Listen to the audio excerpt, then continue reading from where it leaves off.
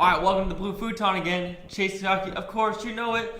If you're one of those 12 to 17 viewers, what's up? And 28 subscribers, let's get to that 100! Anywho, let's do a new movie review out of the box. This movie is... oh, heyo. It's a Zack Snyder movie, not Justice League. It is Legend of the Guardians, The Owls of Ga'Hoole in 3D. With a little, maybe you can't see the 3D-ness of it, but it's 3D. Alright, I do remember seeing this in theaters and thinking it was a really, really good animated movie. Well, I was like surprised how good it was. Zack Snyder movie, I was like, oh, it's gotta be good, but I wasn't expecting that good. Now, it was a little more violent too than I remember. It came out in 2010, that's the last time I've seen it. I would give the movie, just thinking about it real quick out of my head, good 3D, good action, good animation, a 3.5 out of 5 Blue Futons, that's a 70%. Now, let's see what 7 years in the making does. I'll get right back to you.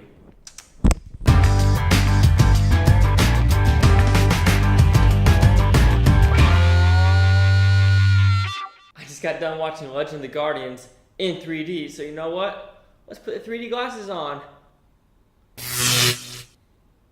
That was a late reaction. Alright, so what do I think about the movie? It was a good animated movie. The most Zack Snyder animated movie you could actually get. So what's the movie about? There's the Legend of the Guardians, these mystical owls that, are they real? Are they just a story? Are they a myth? Two brothers get taken to the bad people.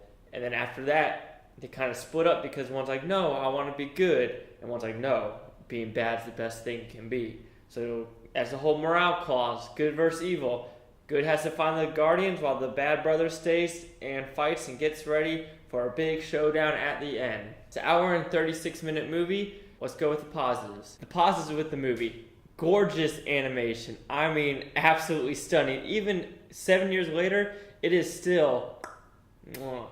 it very looks good. There's a scene where... this is a typhoon scene with the 3D water droplets. Gorgeous. And there's also a fire scene. Which is also gorgeous, which brings to the 3D with the fire and water droplets.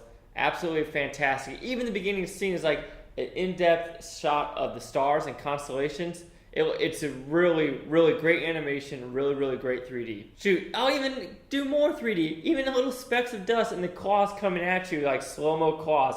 There's a lot of slow-mo in this movie. Like I said, I cannot emphasize enough that if you do watch it in 3D, with an OLED, if possible, on an LG.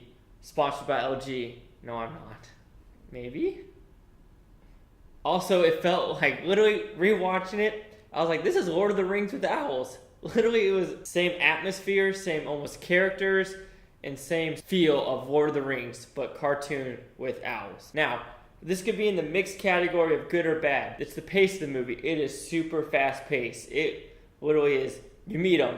They're captured, they get away, they split up, they meet new people, they meet the Guardians, there's a dilemma, there's a fight, the scene is done. Very fast-paced movie, and almost hinders because there's not really a story. I mean, there's a story of who is the Guardians, who was the main protagonist, and when was the battle, but as the story goes, it's very simple, because also it's a kid's movie, so they didn't want to make it too complex. Of course, I said it before, this Zack Snyder slow motion is very predominant in this movie. A lot of scenes of owls fighting, and then they flip each other around, and like I said, the 3D effects, which they had to do in slow-mo to actually show the effects of the fire, droplets, dust. But that could also bother people because a lot of people are not fans of the slow-mo. But you're going to a Zack Snyder movie, so you know you're going to get some slow-mo shots. I guess the negatives of the movie are really, for me, without being the middle and the good, are the humor. They tried to do some humor. It wasn't a lot, but when it did, it fell flat. I guess they're trying to like get kids to chuckle and not be so scared because this is an intense cartoon movie. Like,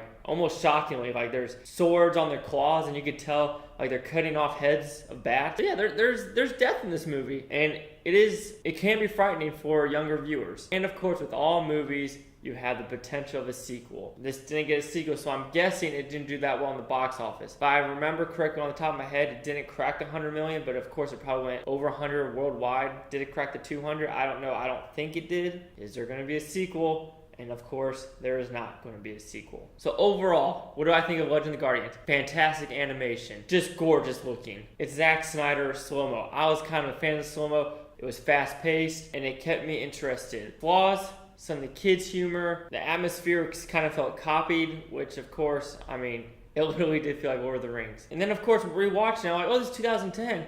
I wonder if it's got nominated for an Oscar, which it didn't. So I thought that was very interesting. So I checked what other movies were nominated for Best Animated Picture that year. Toy Story 3 and How to Train Your Dragon. And what won, I don't think should have won. So that's another controversy for another time. But I will give Legends of the Guardian 3 out of 5 blue futons, which equals a 60%. So yes, I would have given it a 70 before and it dropped to a 60.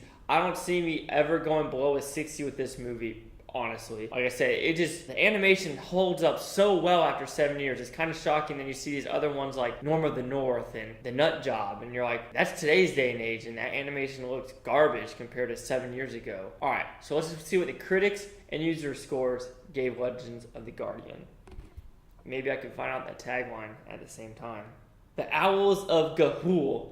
Haha! Okay, critics gave it a 50%. Audience score, a 63%. So here I am, kind of agreeing with the audience, and I went more in between the audience and critics after rewatching it. So the critic consensus is Legend of the Guardian's dark tone and dazzling visuals are to be admired, even if they're ultimately let down by a story that never lives up to its full potential. Didn't I kind of say that in my initial review? Yeah, dark tone, scary, dazzling visuals, check. Story, yes, it was fast-paced, it was generic, could have gone more. I honestly don't know the story or the books this was based off of, so for all I know, this was it, but I doubt it was, but I can see what he was trying to do. A short kids movie to get them in the seats, watching these visuals, and not to put too much complicated material in it. Yeah, but just going over these reviews, nothing special. Basically everything I've said, the critics either like or didn't like. Kind of like a Quicksilver, don't I? Alright, this is Chase Hockey. Thank you for watching this review. Like, subscribe, comment below. Let me know what you think, because your opinion matters too in this blue